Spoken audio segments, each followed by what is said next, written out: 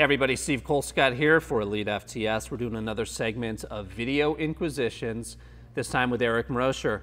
And Eric, you are a very good friend with Phillip Daniels, who played in the NFL for 15 years. He was with the Bears, the Seahawks, and kind of ended his career with the Redskins.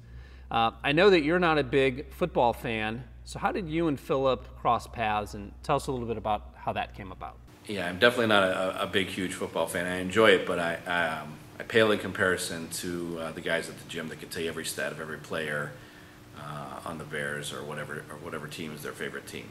But I got an email one day from Phil, and he explained how he had been powerlifting at the front side of his career when he was with Seattle, and he had good experience with that. He had great seasons, and now, at his 13th, 14th, 15th year, he wants to finish strong and stay in the game as long as he could, so he wanted to go back to where he came from, which was powerlifting as part of his training regimen.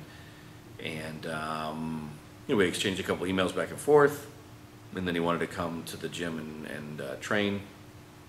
And initially, I was a little apprehensive, like you said, not being a big, huge football fan.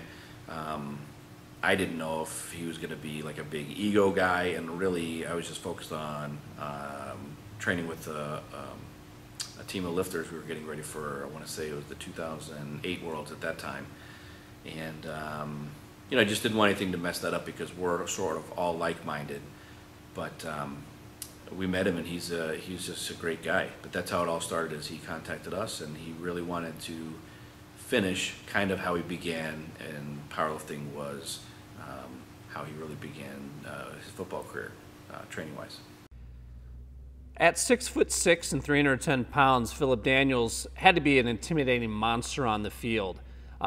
When he was training with you during that period, what athletic and physical traits was he trying to develop?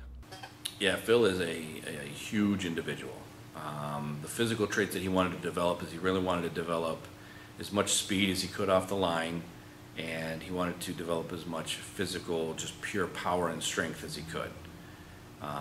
Those were the two main things that he wanted to focus on as he was coming sort of to the end of a career, but he was still very, very fast and very, very strong. Now here's the question that really matters on this topic. Tell us about his training. What exactly did he do in the gym? Well, the whole idea, like I said, with Phil is we wanted to get him fast as possible, and as strong as possible.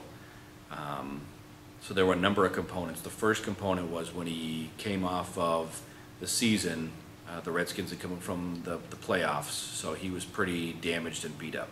So we started really just easing him back into lifting weights and letting his body rest, almost like a bodybuilding kind of a thing, just to get a little more volume of training to put some muscle back on him, because he's usually about 310. At the end of the season, he was like 280, 285, which is, it sounds like a huge person, but if you see him in great shape, he was really small compared to what he is like when he's in tip-top condition, because the season beats these guys up that much.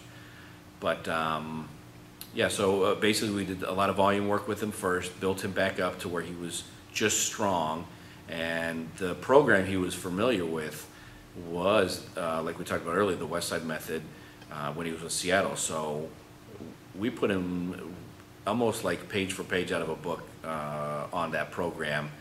So we had our heavy days, so Phil would do those with us, and then we would do our speed work, and he would do that with us as well. But the other part of his training that he got outside of the gym is he would do his own flexibility and mobility training.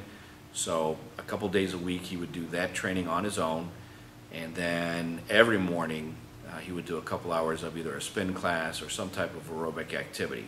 So you had his own cardio that we would complement at the gym with prowler work or the sled.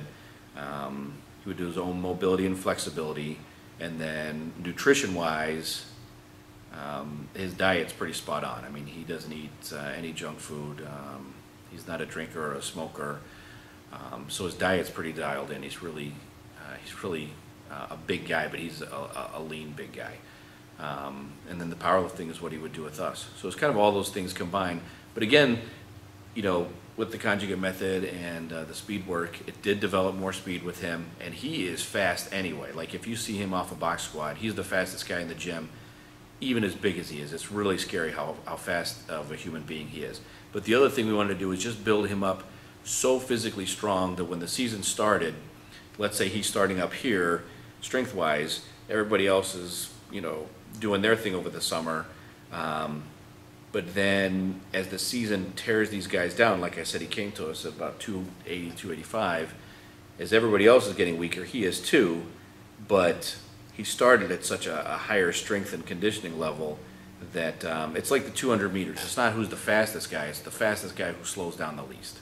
So we wanted him to be as muscular and as powerful as them, but because the training was so good that he would maintain that as other guys would lose that quicker. So that was really, those are kind of the components of training with Phil.